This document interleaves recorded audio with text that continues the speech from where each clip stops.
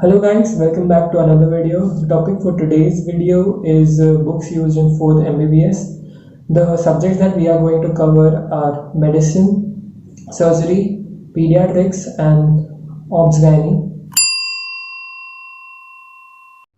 The first subject about which we are going to discuss is medicine. The books available for medicine are Harrison, Davidson, BOLOOR or RAMDAS, MATHEWS.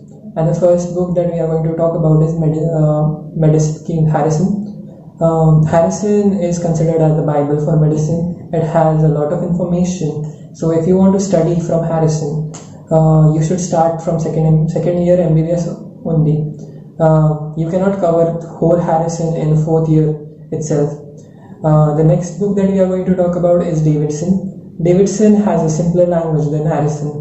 It also has a lot of information. So if you are up to it, you can start studying from Davidson. The next book that we are comfortable with, that are more student friendly, are BOLOOR and MATHEWS. So Naveen here is going to tell you about BOLOOR.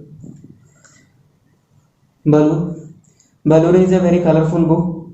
There are pictures given wherever required, and the matter is concise. The major difference comes from between MATHEW and BOLOOR is that the contents are given with page numbers, which makes it easy for finding the topic and easy referring of the subject, reading of the subject. The matter is, since it is concise, it is easy to write in exams. The flowcharts given wherever required. There is question and answer format. Next we are going to talk about MATHEWS. MATHEWS is an exam preparatory manual. It has point-to-point answers in question and answer format. The index is a bit tricky. Only the topics are given like GIT, respiratory. You have to find out if the answer is available or not. So the only drawback I found about MATHEWS was it was in black and white, so it is a bit boring to read compared to BOLOOR. But it is very precise and concise, only for exam orientation. If you want to understand, you can refer BOLOOR, but if you want to revise before, like one day before exams, BOLOOR has a lot of information, while MATHEWS has like 4 lines or 5 lines of treatment. The next topic that we are going to talk about is surgery. The first book that we are going to recommend for surgery is SRB Manual for Surgery. Naveen is going to tell you about surgery. First, it is having a lucid language. The diagrams are given wherever required. The topic is, every topic is given equal importance and has given in brief manner, which makes it easy for the student to read and understand and easy to write in exam. And if we have observed from the previous edition, the new edition has been far better than the previous edition, and the unnecessary matter has been removed.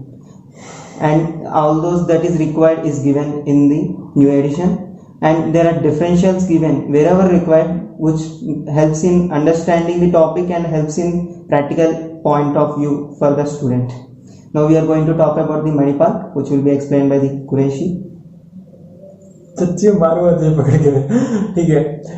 the next book that we are going to talk about is MANIPAL Exam Preparatory Manual for Surgery. So when I started my 4th year, I started I was watching through SRB as well as MANIPAL. So when I compared the matter in MANIPAL and SRB, it was almost similar. The thing about MANIPAL I liked was it has a bigger font. So in SRB it has a very small font, so I thought the answers are very big. But in MANIPAL the same answers are given, the same thing is almost similar matter is given, and the diagrams are also very good, and the font is you feel like reading the book. So I would recommend MANIPAL, but this guy would recommend you SRB, so decide it for yourself. So the next topic that we are going to talk about is pediatrics. So the first book that we are going to recommend for pediatrics is Agarwal. Sir is going to tell you about Agarwal. My personal experience with Agarwal, I have prepared from it for my exams, and it has very lucid in language, very easy to understand and easy to write, and and there are flowcharts very much well written and very much easy to understand. And for me, this book is very much easy to understand when compared to the Ghai, as the font size is very much bigger in the Agarwal when compared to the Ghai. There are diagrams wherever required and tables are given very much neat and clean and very much concise, direct to the point, without much lagging and much elaborating the matter without lagging. So I'm going to talk about OP Ghai. So OP Ghai was recommended to me from our teachers. It is the standard book. I didn't know about Agarwal at the beginning of the year, so I took OP Ghai. So when you are studying from OP Ghai, you just don't have to study pediatrics from OP Ghai. Like some topics you can study from medicine and write that in as well in like you can replicate them in pediatrics as well. So and some answers in OP Ghai are difficult to find. You have to literally look for the topics. The thing about OP Ghai is that in the last few pages the charts are given, WHO criteria for diarrhea and fever, how we have to manage the patient. So that is some points that I like about OP Ghai. But overall, we would recommend you Agarwal for pediatrics. So the next subject that we are going to cover is Obs-Gyne.